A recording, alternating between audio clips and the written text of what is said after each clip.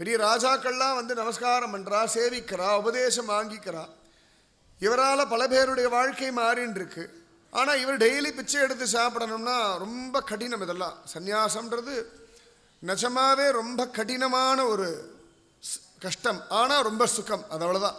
ரெண்டுமே உண்டு. அதில் எத்தனைக்கு எத்தனை ஒரு விஷயம் கடினமாக இருக்கோ அத்தனைக்கு எத்தனை அதில் சுகமும் உண்டு. ரெண்டுமே உண்டு. ஆச்சரியம். அழகாக உபதேசம் பண்ணார். அதுக்குள்ளே அந்த வீட்டம்மா வந்தால், ரெடி இது துடுக்குத்தனமாக பேசிட்டு இருக்க. அவர் யார் தெரியுமா? நான் தெரியும், இப்போ தான் பேசியிருந்தேன் அவர்கிட்ட. அவரே சொல்லிட்டு இருந்தார் யார் என்னெல்லாம். அவன் நடுங்கிறா. நான்லாம் ஸ்ரீரங்கத்தில் பல வருஷமாக இருக்க, ஒரு நாள் கூட பேசினதில்லை. பேசலாமா வேண்டாமான்னு கை கட்டி வாய் பொத்தி அடியாள் தாசின்னு சொல்லிட்டு அழகாக அன்னம் போட்டுட்டு போயிடுவேன். அடியாள் ராமானுஜதாசி, அடியேன் ராமானுஜதாசன் நாங்கள்லாம் சொல்லுவோம். நாங்கள்லாம் வாயை திறந்து பேசுறதுக்கே பயப்படுவோம். நீ எப்படி பேசினா? எனக்கு என்ன பயம்? அவர் பார்த்தா ரொம்ப சமத்தாக தான் இருக்கார், அதான் பேசிட்டேன்னு விட்டா. சமத்தாக இருக்காரா ராமானுஜர்? பார்த்து ரொம்ப சமத்தாக இருக்கார், அதனால் பேசினேன். நான் ஒன்றும் தப்பாக பேசலையே அப்படின்னா. உடனே அந்த வீட்டோட அம்மா கேட்டா சுவாமியை பார்த்து, சுவாமி மன்னிக்கணும், அவளுக்கு விவரம் தெரியாது, இந்த மாதிரி விஷயங்கள்லாம் அவளுக்கு பழக்கம் இல்லை, தப்பாக பேசியிருந்தா மன்னிச்சுடுங்கோ அப்படின்னா. சுவாமி ராமானுஜர் சிரிச்சார். ஒன்றும் தப்பாக பேசலையேம்மா, நல்லா அழகாக பேசினா, உரிமையோடு பேசினா, தெளிவாக பேசினா, அவளுக்கு என்ன வேணுமோ தெரிஞ்சுட்டான், அவ்வளோதான் அப்படின்னா. உடனே இவளும் பார்த்தா சிரிச்சான். பாத்தியா நான் சொன்னல அவர் சமத்து, நான் புரிஞ்சுட்டார் சொன்னேன் இல்லையா அப்படின்னுட்டா. அழகா சுவாமி ராமானுஜர் பிக்ஷையை வாங்கிட்டு போயாச்சு. அவளுக்கு இப்போ அப்பப்போ உரிமை வந்துடுத்து. ராமானுஜர் இப்படி வீதியில் இறங்கி இப்படி இறங்கி வந்து இப்படி கை கூப்பி சேவிப்பா. பக்கத்தெல்லாம் வரமாட்டா, பேச மாட்டா. இப்படியே காலம் பயின்றிருக்கு. ஆனால் அவன் மனசுக்குள்ளே அவளுடைய ஊரில் இருக்கிற பஞ்சம் நிவர்த்தி ஆகணும், திரும்ப ஊருக்கு போகணும் அப்படின்னு ஒரு பிரார்த்தனை. இருப்பிடம் வைகுந்தம், ஜனனி ஜன்மபூமிச்ச ஸ்வர்காதபி கரியசி. பகவான் ராமன் சொல்கிறான். ராவண வதமெல்லாம் ஆயாச்சு, விபீஷண பட்டாபிஷேகம்லாம் பண்ணியாச்சு. அப்போ விபீஷணன் சொல்கிறான், பிரபு இந்த லங்கா ராஜ்யம் உம்முடையது, நீங்கள் ராஜ்ய பரிபாலனம் பண்ணுங்கோ, நான் உங்கள் வேலைக்காரனாக இருக்கேன் அப்படின்றான். ராமன் சொல்கிறான், இல்லைப்பா நான் எங்கள் தேசத்துக்கு போகணும். ஏன் பிரபு அப்படின்னா, ஜனனி ஜன்ம பூமிச்ச ஸ்வர்காதபி கரியசி. பெற்ற தாயும் பிறந்த பொன்னாடும் ஸ்வர்க்கத்தை காட்டிலும் உயர்ந்தது. ராமன் சொன்ன வாக்கியம். ஜனனி ஜன்ம பூமிச்ச. எப்படி நம்ம பாரத தேசத்துக்குன்னு ஒரு வாக்கியம் உண்டு, சத்தியமேவ ஜெயதே. நம்முடைய இந்திய தேசியத்தினுடைய, இந்துஸ்தானத்தினுடைய ஆச்சரியமான வாக்கியம் சத்தியமேவ ஜெயதே. சத்தியம் நிச்சயமாக ஜெயிக்கும், சத்தியம் ஒன்று தான் ஜெயிக்கும்ன்றது. அந்த மாதிரி இந்த ஜனனி ஜன்ம பூமிச்ச ஸ்வர்காதபி கரியசி அப்படின்ற வாக்கியம் நேபாள நாட்டுடைய தேசிய சின்னத்திலேயே உண்டு. எப்படி நம்மளுடைய சிங்கத்துக்கு சத்தியமேவ ஜெயத்தேன்னு இருக்கு இல்லையா, அந்த மாதிரி நேபாள நாட்டினுடைய அரசாங்க முத்திரையில் இது உண்டு. அதான் ரொம்ப வசதி, நம்முடைய தேசம் வசதி. பகவான் சொல்லிட்டான், என் தேசத்துக்கு நான் போகணும்பா அப்படின்றான். பகவான் திரும்ப வந்துட்டு நம்ம தேசத்தை பார்த்து கை கூப்புறான். பகவான் புஷ்பக விமானத்தில் வரும்பொழுதே பாரத தேசத்தை பார்த்துட்டு அப்படி கை கூப்புறான்ப்பா, என் தேசம் அப்படின்றான் பகவான். ராமனே அபிமானிச்ச ஒரு தேசம் நம்முடைய தேசம். அந்த மாதிரி அவளுக்கு தன்னுடைய ஊர் நன்னா இருக்கணும் அப்படின்னு ஒரு ஆசை. அவள் பிரார்த்திச்சுட்டே இருந்தா. அவளுக்கு அந்த மந்திரமெல்லாம் மறந்து போயிடுது, சும்மா என்னன்னு தெரிஞ்சுக்கணும்னு கேட்டா. ஆனால் ராமானுஜரை நினச்சிட்டு அவரை தியானம் பண்ணுறா. சாமி எங்கள் ஊரில் நல்லா மழை பெய்யணும் அப்படின்னு சொல்லிகிட்டே இருந்தா. நல்லா மழை பெஞ்சது, பஞ்சமெல்லாம் மாறித்து, அழகாக மாறி ஆச்சு. ஜோராக ராமானுஜர் பிக்ஷை எடுக்க ஒரு நாள் வரா. ஓடி வந்தா, சுவாமியை சேவிச்சா. சாமி எங்கள் ஊரில் நல்லா மழை பெஞ்சாச்சு, பஞ்சமெல்லாம் சரியாக போயிடுது, அதனால் நான் திரும்ப எங்கள் ஊருக்கு போகிறேன் அப்படின்னா. சரிம்மா நல்லபடியாக போயிட்டு வா, சௌகரியமாக இரு, நிம்மதியாக இரு, பகவான் எப்பயும் இருக்கான் அப்படின்னா. உடனே அப்படி தலையை சொரிஞ்சுட்டே, சுவாமி நான் தப்பாக நினைக்கப்படாது, ஒன்று கேட்கட்டுமா அப்படின்னா. சொல்லுமா என்ன அப்படின்னா. நீங்கள் அன்றைக்கி ஏதோ எனக்கு உபதேசம் பண்ணிக்க மறந்து போச்சு, என்னன்னு எனக்கு ஞாபகம் இல்லை. ஏதோ அன்றைக்கி உங்ககிட்ட பேசணுன்றதுக்காக எதையோ பேசினேன், ஆனால் நீங்கள் என்ன சொன்னீங்கன்னு எனக்கு மறந்து போச்சு, திரும்ப ஒரு தடவை சொல்லி தருவீங்களா அப்படின்னா. அந்த தைரியம் வேணும் இல்லையா. உரிமையோடு கேட்டுட்டா குழந்தை மாதிரி. சுவாமி ராமானுஜர் சிரிச்சுட்டார். மறந்து போயிட்டியா, சரி பரவாயில்லன்னு சொல்லி திரும்பவும் உபதேசம். சமயத்தில் சில விஷயங்கள் மறக்கிறது நல்லது தான் போல இருக்கு. ஏண்டாடா ராமானுஜர் ரெண்டாவது உபதேசம் கிடைக்கிறதுனா. உடனே ராமானுஜர் உபதேசம் பண்றார். ஓம் நமோ நாராயணாய ஓம் நமோ நாராயணாய. ஓம் நமோ நாராயணாய. ஓம் நமோ நாராயணாய. ஓம் நமோ நாராயணாய. ஓம் நமோ நாராயணாய. ஓம் நமோ நாராயணாய. ஓம் நமோ நாராயணாய. உபதேசம் பண்ணிட்டா. அவளுக்கு உபதேசம் பண்ணாம ரெண்டாவது தடவை உங்களுக்கு உபதேசம் ஆகிடுது. அதான் ராமானுஜ கிருபை. அதான் சொன்னேன் இல்லையா, அந்த ராமானுஜர் இன்னைக்கும் பிரத்யக்ஷமாக இருக்கார், இன்னைக்கும் சத்தியமாக இருக்கார். காரே கருணை இன்னைக்கும் நம்ம மேலேயும் வர்ஷிச்சுட்டு தான் இருக்கு. அழகாக உபதேசம் பண்ணிட்டார். அவள் கண்களில் கண்ணீர். இந்த கருணை தாங்காது சுவாமி. நான் என்னை திட்டுவீங்களோ கோச்சிப்பீங்களோன்னு நினச்சேன்.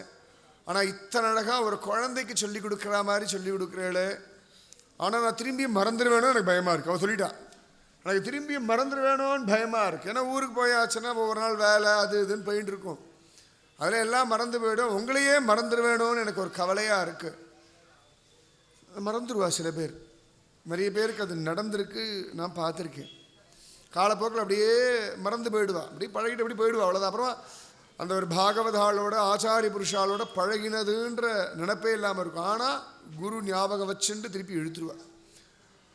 கண்கூட நான் பார்த்துருக்கேன் பல இடங்களில். அப்போ ராமானுஜர் கேட்டார், சரிம்மா அதுக்கு என்ன பண்ணணும் நான் அப்படின்னா. உங்க ஞாபகார்த்தமாக எனக்கு ஏதாவது ஒரு பொருள் வேணும் அப்படின்னா. ராமானுஜர் சிரிச்சார். நான் சன்னியாசி, என்கிட்ட என்ன பொருள் இருக்கும்னா. அப்படி ராமானுஜரை பார்த்தா கைகளில் திரிதண்டம், காவி கட்டின்னு இருக்கார், உடம்புல 12 திருமண், காலில் பாதுகை போட்டுன்னு இருக்கார். உடனே அழகாக அவ சொன்னா, சுவாமி எனக்கு அந்த பாதுகையை கொடுங்கோளே அப்படின்னா. சுவாமி ராமானுஜர் சிரிச்சுண்டே பாதுகையை கழட்டி கொடுத்தார். எப்படி ராமச்சந்திர மூர்த்தி பரதாழ்வாருக்கு கொடுத்தாரோ அதுபோல இந்த பெண் பிள்ளைக்கு கொடுத்தார். திருக்கோளூர் பெண் பிள்ளை வாக்கியம், அடி வாங்கினேனோ கொங்கில் பிராட்டியை போலே. கொங்கில் பிராட்டி விஷயந்தான் சொல்லிட்டு இருக்கேன். அடி வாங்கினேனோ, அடி இல்லை அடி, திருவடி. முதலடியை பெற்றேனோ அகலிகையை போலே. முதலடினா பகவானுடைய முதல்வனாகிய அவனுடைய அடியை, திருவடியை பெற்றேனோ அப்படி. அந்த மாதிரி ராமானுஜருடைய பாதுகையை அவர் கழட்டி கொடுத்துட்டார். நிஜமாவே பாரத பூமியில் இந்த பாதுகை ஒரு பெரிய ஒரு புரட்சி பண்ணிட்டு தான் இருக்கு. ராமச்சந்திரமூர்த்தியுடைய பாதுகை, சுவாமி ராமானுஜருடைய பாதுகை, அதே மாதிரி பின்னாடி ஸ்ரீகிருஷ்ண சைத்தன்ய மகாபிரபுவுடைய பாதுகை. முதல் 2 கூட பரவாயில்ல, இந்த 3வது இருக்கு பாருங்க, ரொம்ப கஷ்டம். சைத்தன்ய மகாபிரபு 24 வயசுல சந்நியாசம் வாங்கிக்கிறார். சந்நியாசம் வாங்கினுட்டார். ராத்திரியோட ராத்திரியாக ஓடி போய் சந்நியாசம் வாங்கின்றார் லோகத்துக்காக. அவன் அம்மாவை பார்க்கணும்னு சொல்லி வரார். சைத்தன்ய மகாபிரபு 24 வயசுனா அவர் மனைவிக்கு எத்தனை வயசு இருக்கும் நீங்கள் பார்த்துக்கோங்க. மிஞ்சி மிஞ்சி போனால் 18-19 வயசு இருந்தால் பெரிய விஷயம். சின்ன பொண்ணு தான். அழகாக வந்தார், எல்லாரையும் பார்க்குறார், எல்லாரோடையும் பேசுகிறார். சன்னியாசம் வாங்கிட்டாச்சுன்னா மனைவி, அவளை மனைவின்றதே மறந்துடணும், ரொம்ப கஷ்டம். அப்போ எல்லாரோடையும் பேசியாச்சு. சைத்தன்ய மகாபிரபு கிளம்புறார். அப்போ ஓடி வந்து சைத்தன்ய மகாபிரபுடைய மனைவி விஷ்ணுபிரியா தேவி வந்து இப்படி நமஸ்காரம் பண்ணுறார். இப்படி பார்க்குறா. எல்லாருக்கும் அழுக, துக்கம் நெஞ்சு அடைக்கிறது. சின்ன பொண்ணு. சைத்தன்ய மகாபிரபு கேட்குறா, நீ யார் அப்படின்றார். என்ன பதில் சொல்ல முடியும்? சைத்தன்ய மகாபிரபு அம்மாவுக்கு என்ன சொல்கிறதுல அழறா. எல்லாரும் அழறா. நீ யாருன்னு ஒரு கேள்வி கேட்டா. நேற்று ராத்திரி வரைக்கும் புருஷன், இன்னைக்கு சன்னியாசி ஆகிட்டாலும் நீ யாருன்னு கேட்டா. அப்படி தான் இருக்கணும், அதான் சன்னியாசி. இல்லைனா ஐயோ இந்த ஆள் பாரியா ஊரை ஏமாத்துறதுக்காக சன்னியாசம் வாங்கிட்டு இருக்கு, பொண்டாடி பார்த்து சிரிக்கிறாருடுவா. ரொம்ப கஷ்டம்.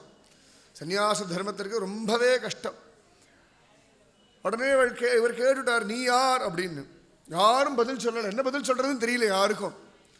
உடனே விஷ்ணுபிரியா தேவியே பதில் சொல்கிறா. அடியாள் உங்களுடைய கோடானு கோடி சிஷ்ய வர்க்கத்தில் அடியாளும் ஒருத்தின்னுட்டாளாம். கோடானு கோடி சிஷ்ய கூட்டத்தில் நானும் ஒருத்தி சுவாமி. விஷ்ணுபிரியா தேவின்னு என்னோட பேருண்டார். நேற்று வரைக்கும் விஷ்ணுபிரியா தேவி விஷ்ணுபிரியா தேவின்னு கூப்பிட்டு இருந்தவர் சைத்தன்ய மகாபிரபு. இன்னைக்கு அப்படியே மாறிட்டார். அப்போ உடனே சைத்தன்ய மகாபிரபு சொல்கிறார், பேருக்கு ஏற்ற மாதிரி விஷ்ணு பிரியையாகவே இருன்னு ஆசீர்வாதம் பண்ணிட்டார். உடனே அவர் சொன்னா, சுவாமி அடியாளுக்கு உலகத்தில் ஜீவிக்கிறதுக்கு கடமை இருக்குது. ஏன்னா என்னோட மாமியாரை பார்த்துக்க வேண்டிய கடமை இருக்குது. சைத்தன்ய மகாபிரபுவோட அம்மாவை மாமியாரை பார்த்துக்க வேண்டிய ஒரு பெரிய பொறுப்பு இருக்குது. ஆனால் வாழறதுக்கான ஆசை துளி கூட ஹிருதயத்தில் இல்லை. அந்த கடமைக்காக நான் வாழ்ந்தாகணும். அதனால் எனக்கு ஏதான ஒரு பிடிமானம் வேணும், அதுக்கு ஏதான ஒன்று கொடுங்கோ, அதை கொண்டு வாழறேன் அப்படின்னுட்டாளாம். உடனே சைத்தன்ய மகாபிரபு தன் பாதுகையை கழட்டி கொடுத்து, இது உன் ஜென்மா முழுக்க கூட இருக்கும்னுட்டான். அதை வச்சுண்டு விஷ்ணுபிரியா தேவி கடைசி வரைக்கும் வாழ்ந்தாள்னு காண கிடைக்காது. பெரிய விஷயம் இதெல்லாம். நம்மளால் கற்பனை கூட பண்ணி பார்க்க முடியாத விஷயங்கள் இதெல்லாம். அந்த மாதிரி அந்த சைதன்ய மகாபிரபுவோடைய கிருபை. சுவாமி ராமானுஜர் அழகாக இந்த பாதுகையை அவளுக்கு கொடுத்துட்டா. அழகாக அவள் வாங்கிண்டா, தலையில் வச்சுண்டா. இது போதும் பிரபு, இந்த கிருபை போதும், இந்த கருணை போதும், ஆயுசுக்கும் நன்றி கடன் பட்டவள் நான் டெய்லி இனிமேல் ஜபிக்கிறேன். ஏன்னா இந்த பாதுகை இருக்குல்லையே, அதை ஞாபகப்படுத்திகிட்டே இருக்கும். ராமானுஜர் சொல்லி கொடுத்தாரே, சொல்லு சொல்லு சொல்லுன்னு. அடியாள் ராமானுஜதாசின்னு அந்த பாதுகையை தூக்கி அப்படி தலையில் வச்சுண்டா. அது பெரிய சுகம். ஆச்சாரிய புருஷாளுடைய பாதுகை அத்தனை வசத்தி. உலகத்தையே சுமக்கிற பகவான நெஞ்சில் அவர்கள் சுமக்கிறதுனால, அவர்களை இந்த பாதுகை சுமக்கிறதுனால பாதுகை அத்தனை உயர்ந்தது. துளி கூட சந்தேகமே வேண்டாம். அத்தனை ஆச்சரியம் அந்த பாதுகை. அப்போ அந்த பாதுகா வாங்கிண்டாள் அவள் சந்தோஷமாக. எந்த வீட்டம்மா வீட்டில் அவள் தங்கியிருக்காளோ அவள் வந்தா, எங்களுக்கு இந்த பாக்கியம் கிடைக்கலையேடி, இங்கேருந்தோ பஞ்சம் பிழைக்கிறதுக்காக வந்தாய், அந்த தரித்திரம் உனக்கு பெரிய நிதியை கொடுத்துடுத்தே. ராமானுஜன் எந்தன் சேம வைப்பே அப்படின்றார். ராமானுஜன் எந்தன் சேம வைப்பு அப்படின்னார் திருவரங்க தமுதனார். ராமானுஜ நூற்றாண்டு அதில் சொல்றார், வைத்தமாநிதி எனக்கு யார் அப்படின்னா சுவாமி ராமானுஜர் தான் அப்படின்னு சொல்றார். அந்த மாதிரி அழகா ஜோரா வந்துட்டார், வாங்கினுட்டா, சௌக்கியமாக கிளம்பியாச்சு. என்ன கிருப்பை இருக்கணும் பாருங்க. அழகாக வாங்கிண்டாச்சு, அவள் பாட்டுக்கு ஊருக்கு கிளம்பி போயாச்சு. திரும்பி அதுக்கப்புறம் அவளுக்கு ஸ்ரீரங்கத்துக்கு வரதுக்கான வாய்ப்பே வரலை. ஆனால் மனசு இப்போ ஊரை விட்டு போனதுக்கப்புறமா ராமானுஜரை பார்க்கணும் பார்க்கணும் பார்க்கணும் பார்க்கணும்னு ஏங்குறது. அது பெரிய கஷ்டம் இல்லையா? ராமானுஜரை பார்க்கணும்னு மனசு ஏங்குறது அவளுக்கு. ஏங்கிட்டே இருக்கு. ஐயோ, ஒரு தடவை அப்போ பஞ்சம் வந்ததே நல்லதாக போச்சே, அழகாக ராமானுஜரை பார்த்தேனே, இப்போ எனக்கு பார்க்க முடியாமல் போயிடுத்தே, திரும்ப ஒரு பஞ்சம் வராதான் நினைக்க ஆரம்பிச்சுட்டா. அப்புறமா உள்ளுக்குள்ளே எல்லாம் அப்படிலாம் நினைக்கப்படாது, தப்பு அப்படின்னு அவளுக்கு தோணிடுத்து. உடனே அந்த பாதுகையை டெய்லி வச்சு பூஜை பண்ணி அவள் வீட்டில், கணவர் வீட்டில் எல்லாரும் கொஞ்சம் இந்த விஷயங்கள்லாம் ஈடுபாடு கிடையாது, கொஞ்சம் நாஸ்திகவாதம் பேசுகிறவர்கள். அதனால் அவளுக்கெல்லாம் தெரியாமல் ஒரு பானைக்குள்ளே இந்த பாதுகையை போட்டு பரணை மேலே வச்சுருக்கா. டெய்லி என்ன பண்ணுவா, சமையல்லாம் முடித்த உடனே ரகசியமாக இந்த பானையை எடுத்து அதிலேருந்து இந்த பாதுகையை எடுத்து அந்த பாதுகைக்கு டெய்லி நிவேதனம், ராமானுஜனுடைய பாதுகைக்கு நிவேதனம், சுவாமிக்கு நிவேதனம் பண்ணுவோம் இல்லையா, அவளை பொறுத்த வரைக்கும் பிரத்யக்ஷ தெய்வம் ராமானுஜன். நிச்சயமாக ராமானுஜன் அந்த கருணை அவளை பார்த்தா, இந்த கருணை தெய்வத்துக்கு உண்டுன்னு தான் படிச்சிருக்கோம், கேட்டிருக்கோம். கண்கூட நான் பார்த்துக்க 2 தடவை எனக்கு உபதேசம் பண்ணியிருக்கா. நான் கேட்டேன்றதுக்காக எல்லா கேள்விக்கும் பதில் சொன்னார். நான் ஒன்றும் ரொம்ப மரியாதையாலாம் கூட அப்புறம் நினச்சி அசந்து போகிறேன். இவ்வளோ பெரியவர் என்கிட்ட எவ்வளவு சாதாரணமாக பழகினார். அழகாக ஒரு அப்பா ஒரு மகள்கிட்ட பழகுவார் இல்லையா, அந்த மாதிரி ஒரு உரிமையில் என்னை பார்த்து சிரித்து நான் கேட்குற கேள்விக்கெல்லாம் அப்பாக்கள் எப்பொழுதுமே இந்த பெண்கள் கேள்வி, பொண்ணு கேள்வி கேட்டால் பதில் சொல்லுவான். அது துடுக்குத்தனமாக கேட்குற முறை. அந்த மாதிரி பொண்டாட்டி கேட்டால் முடிஞ்சது கதை, அது அடுத்த விஷயம். ஏன்னா இன்னொருத்தரோட பொண்ணு தானே, இது தன் பொண்ணு இல்லை, அதான் வித்தியாசம். அதுதான் அப்பாக்கள். பொண்ணு ஏதாவது வேலை பண்ணால் பொண்டாட்டி எடுத்துட்டு வந்து குழந்தைய வேலை வாங்குறான்வா. அப்போ அவன் மட்டும் வேலை பண்ணலாமா? நான் அது இன்னொரு பொண்ணு, இது தன் பொண்ணு ஆச்சே. அது அப்படி தான், தன் பொண்ணு வேலை பண்ணப்படாது, ஆனால் தன் பொண்டாட்டி வேலை பண்ணலாம். அது பொண்டாட்டினா அப்படி தான், பொண்ணுன்னா அப்படி தான். அது ஓரவஞ்சனை தான், மாற்றமே கிடையாது. இல்லை இல்லை அப்படின்னு யாராவது புருஷா சொன்னா பொய் சொல்கிறான், நான் நம்பவே மாட்டேன். அப்பாக்கள் எல்லாருமே பெண்களுக்கு தான் சப்போர்ட். பொண்டாட்டிக்கு சப்போர்ட் பண்ணாருன்னா ஜெயதேவர் மட்டும்தான் எனக்கு தெரிஞ்சு. வேறு யாருமே பெண்டாட்டிக்கு சப்போர்ட் பண்ணி, ராமனே பண்ணல அப்புறம் தானே மற்றவா பண்ணுறதுக்கு. நல்ல வேலை எனக்கு பொண்ணு இல்லை, நானா பெத்த பொண்ணு இல்லை, நீங்கள் அத்தனை பேர் என் பொண்ணு தான், கவலையே இல்லை. ஆனால் அது பெரிய பாடு இருக்க வச்சுக்கோங்க. ஒவ்வொன்றும் ஒவ்வொரு விதம், ஊரா ஒவ்வொன்றும் விதவிதமாக கேட்குற கேள்வியை பார்க்கணுமே, அப்பா ஆச்சரியமாக இருக்கும், அத்தியாச்சரியம். இவன் நினச்சி அழறா. அந்த கொங்கில் பிராட்டி, அவள் கொங்கு நாடு, கோயம்புத்தூர் அந்த பக்கம் கொங்கு ஜில்லான்றோம் இல்லையா, அந்த கொங்கு நாட்டிலே வந்ததுனால கொங்கில் பிராட்டி, கொங்கு பிராட்டி அப்படின்னு பேர். இன்றைக்கும் அவளுடைய வம்சத்தார் இருக்கா. நான் மல்லூர் ஒரு இடத்துக்கு போயிருந்தேன். அங்கே அவளுடைய வம்சத்தில் வந்தவரை நான் பார்த்துருக்கேன், சேவிச்சிருக்கேன். கொங்கு பிராட்டியுடைய வம்சத்தில் வந்தவா இன்றைக்கும் அவள் இருக்கா. இன்றைக்கும் அவளுக்கு நிறைய கைங்கரியங்கள்லாம் உண்டு. எப்பேற்பட்ட வம்சம்! ராமானுஜர் பாதுகையை வாங்கின வம்சம். அழகா அவள் நினச்சி அழறா. டெய்லி இது ரகசியமாக எடுத்து இந்த பாதுகையை எடுத்து நிவேதனம் பண்ணிட்டு திருப்பி பானைக்குள்ளே போட்டு வேலை வச்சுருவாள். ஒரு நாள் அவளுடைய நாத்தனார் பார்த்துட்டா. இது என்னடா ஏதோ பானையை எடுக்கிறா, கீழே வைக்கிறா, திருப்பி அதுக்குள்ளே எட்டி எட்டி பார்க்குறா, ஜன்னல்லாம் மூடிக்கிறா அப்படின்னு சொல்லி அம்மா கிட்ட சொன்ன. அம்மா ஏதோ பானையில் வச்சுருக்கா ரகசியமாக, என்னமோ பணம் சேமித்து வைக்கிறா போல இருக்குது, நமக்கு தெரியாமல் என்னன்னு பார்த்துருவோம். சரிடி, அவள் எங்கேயா குளிக்க போகும்போது அந்த பானையை எடுத்து பார்த்துருவோம் அப்படின்னுட்டான். அழகாக அந்த பக்கம் போனான்னா பரண மேலே ஏறி இந்த பொண்ணு அழகாக பானையை எடுத்து வச்சா, மேலே மூடியெல்லாம் வச்சுருக்கா. உடனே தரடி என்னதான் வச்சுருக்கா பார்க்கலான்னு திறந்தா புஷ்ஷுன்னு பாம்பு சீறிட்டு வருது. பயந்தே போயிட்டா. பாம்பு சீரிட்டு, ஏன்னா ஆதிசேஷனுடைய பாதுகை இல்லையா, ராமானுஜர் 1000 தலை ஆதிசேஷன். புஷ்ஷுன்னு சீறிட்டு வந்தோன்னு நடுங்கி போயிட்டா. பானை ஓரத்தை வச்சுட்டு அப்படியே 2 பேரும் கை கட்டி வாய் பற்றி அப்படியே இருக்கா. புட்டி பாம்பு அடங்கி உட்காந்துருக்கா. கொஞ்ச நேரத்தில் கொங்கு பிராட்டி குளிச்சுட்டுலாம் வந்த உடனே 2 பேரும் சண்டைக்கு வந்துடுறா. ஏண்டி எங்களை கொலை பண்ணுறதுக்காக பாம்பை பால் ஊற்றி வளர்த்துட்டுருக்கியா, பரண மேலே வேற வச்சிருக்கியா அப்படின்னா. அவ சொன்ன, நான் எங்கள் பாம்பை வளர்த்தேன்னா. நீ பாம்பை வளர்க்குற, நாங்கள் பார்த்தோம் தோ இந்த பானைக்குள்ளே இருக்குன்னு. ஒரு பக்குன்னு இந்த பானையை நீங்கள் பார்த்தாடானா, ஏன் உண்மை தெரிஞ்சிடுதுன்னு கவலைப்படுறியானா. இல்லவே இல்லை, சந்தோஷம் உங்களுக்கு பார்க்க கிடச்சிது. என்ன நீ பாம்பு வளர்க்குறது நாங்கள் பார்க்கறது உத்தமமா அப்படின்னா. அவள் சொன்னா, நான் பாம்பே வளர்க்கல தோ பாருங்கன்னு. அவள் திறக்காதன்னு 2 பேரும் கத்தினான். அவள் அழகாக எடுத்து காண்பிச்சா ராமானுஜருடைய பாதுகை. அவளுக்கு நம்பவே முடியலை. பார்த்தார்கள், இவ ஏதோ மாய மந்திரம்லாம் தெரிஞ்சுட்டு வந்திருக்கா. ஸ்ரீரங்கம் போயிட்டு கொஞ்சம் அவளை வம்பு பண்ணிட்டு இருந்தா. இதுக்கப்புறம் அவளை வம்பு பண்ணுறதையே விட்டுட்டா. அப்பா இவ ரொம்ப விவகாரமாக இருக்கா, நம்ம திறந்தா பாம்பாக இருக்குது, இவ திறந்தா பாதுகையாக இருக்குது, இனிமேல் இவகிட்ட வம்பு வச்சுக்கப்படாது. ராத்திரி பாதுகைன்னு சொல்லி பாம்பை விட்டுட்டான்னா கஷ்டம். அன்னிலேருந்து அவளை கொண்டாட ஆரம்பிச்சுட்டா. அவள் பார்த்தா ராமானுஜ பாதுகை இப்படி ஒரு பலம் இருக்கே, அவள் இதை எதிர்பார்க்கவே இல்லை. ஆனாலும் தானாகவே அந்த யதிராஜ பாதுகை அவளுடைய அந்த குடும்ப பிரச்சனையும் மாற்றி விட்டுடுத்து. இதெல்லாம் பார்த்த உடனே அந்த கொங்கு பிராட்டிக்கு மனசே தாங்கள். ஐயோ, நான் எதிராசிரிட்ட மனசில் தான் சொல்லிட்டு இருந்தா, இந்த மாதிரி எனக்கு கஷ்டப்படுத்துகிறான்னு தப்பாக புரிஞ்சுக்கிறா, ஒழுங்காக நடத்த மாட்டேங்கிறாளே, எதிராசரே நீர் தான் என்னுடைய அப்பா, நீர் தான் என்னுடைய அண்ணா அப்படின்னு பிரார்த்திச்சுட்டு இருந்தா. அது அழகாக எதிராசர் அவர் பாணியில் அந்த பிரச்சனையை தீர்த்து வச்சுட்டார். இப்போ அந்த கொங்கு பிராட்டிக்கு ஆசை வந்துடுது, எப்படியாவது ராமானுஜரை ஒரு தடவை பார்க்க மாட்டேனா, ஸ்ரீரங்கத்துக்கு ஒரு தடவை போக மாட்டேனான்னு ஏங்கி அழுதுண்டே இருந்தா. ஒரு நாள் என்னமோ தோணிடுத்து அவள் மனசுக்குள்ள நினைச்சா, சுவாமி ராமானுஜா, நான் இங்கே உட்காந்துன்னு இருக்கேன், என்னால் ஸ்ரீரங்கம் வர முடியல, நீங்கள் வரலாம் இல்லையா? நீங்கள் வர முடியுமே, நீங்கள் நினச்சா வர முடியாதா? நீங்கள் நினச்சா எங்கே வேணால் வர முடியுமே. நானும் உங்களுடைய அடியார்கள் கூட்டத்தில் ஒருத்தி தானே, நானும் உங்களுடைய செல்ல குழந்தை தானே. மற்றவாள்லாம் கூட கொஞ்சம் பக்குவப்பட்டவர்கள், நான் இன்னும் பக்குவ கூட படலை. நான் பாட்டுக்கு 2 தடவை உபதேசம் வாங்கிட்டேன். ராமானுஜா ராமானுஜா அடியாள் ராமானுஜ தாசி, தயவு செஞ்சு அனுகிரகம் பண்ணுங்கோன்னு பிரார்த்திச்சுண்டா.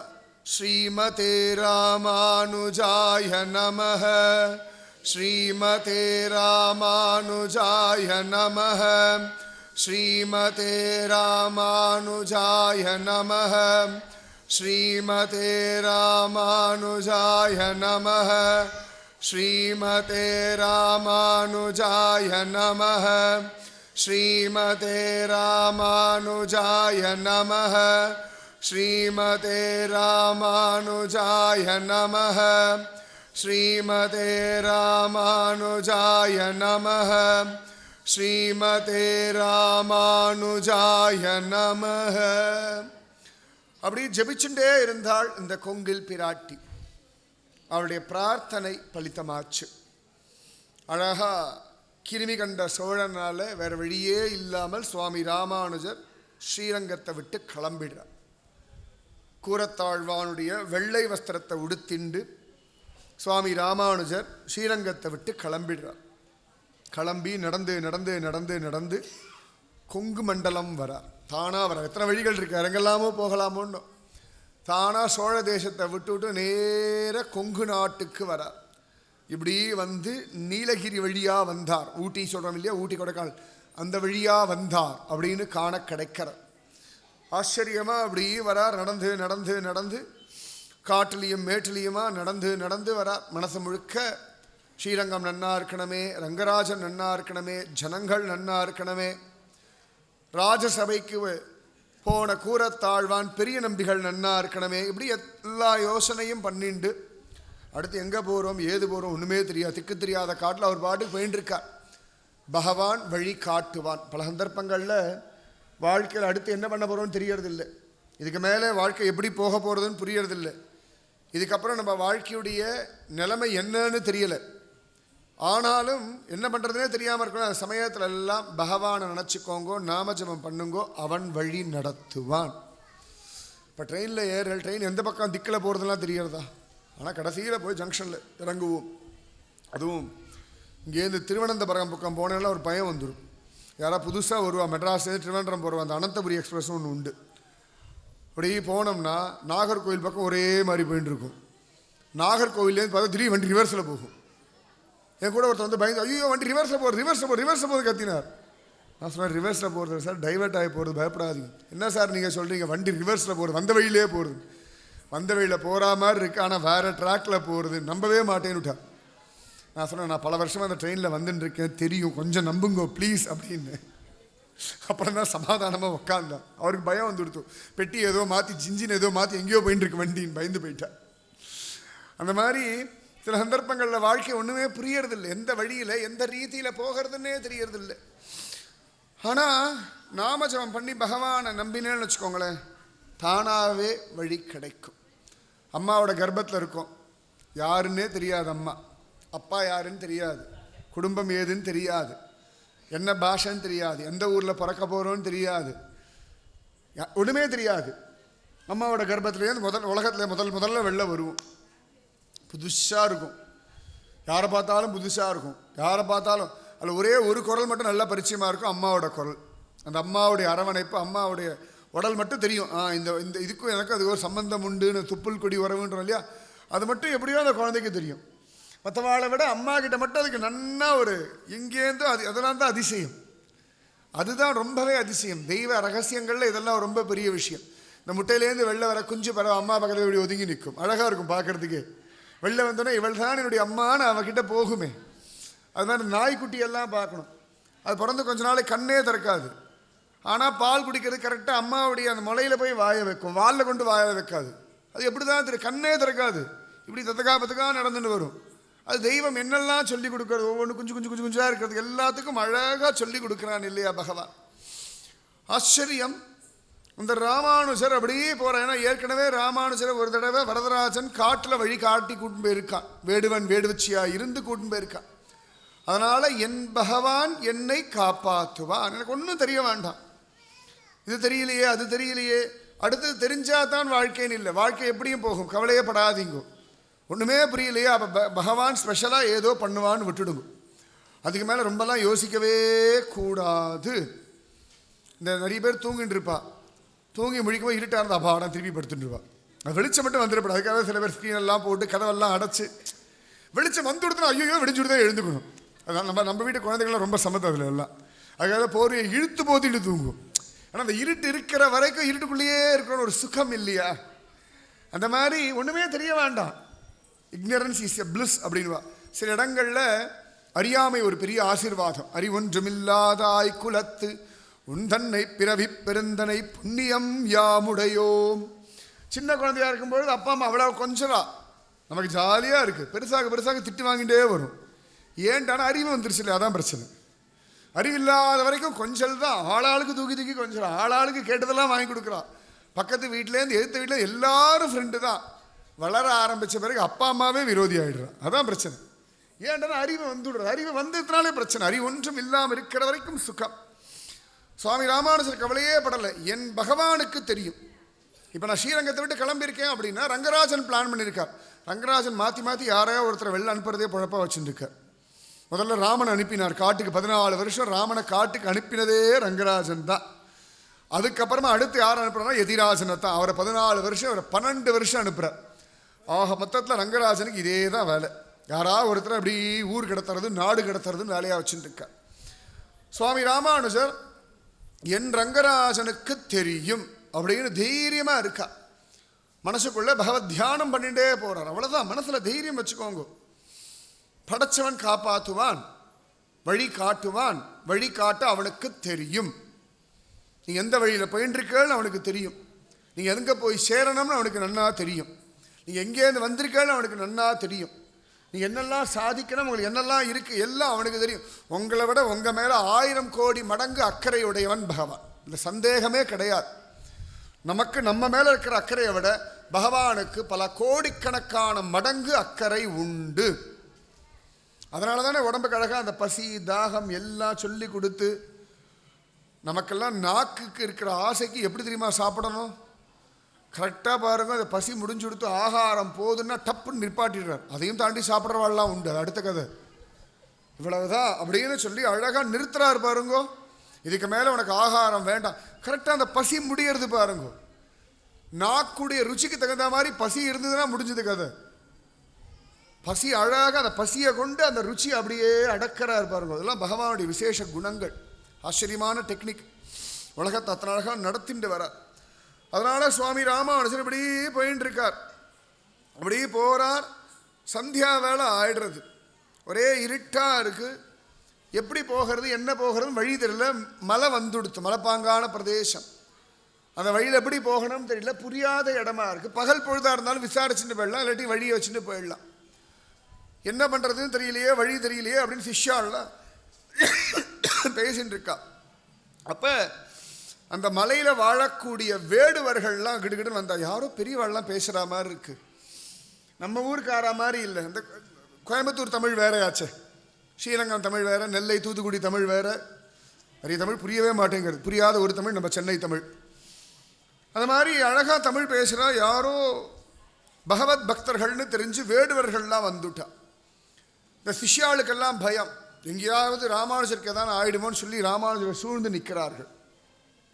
உடனே வேடுவர்கள்லாம் கேட்குறா. அவங்களெல்லாம் பார்த்தா பிராமணர்கள் மாதிரி இருக்குது. எங்கேருந்து வரீர்கள், எங்கே போயின்னு இருக்கீள் அப்படின்னா. உடனே ஒருத்தர் யோசனை பண்ணா. நீங்கள் யார் அப்படின்னா.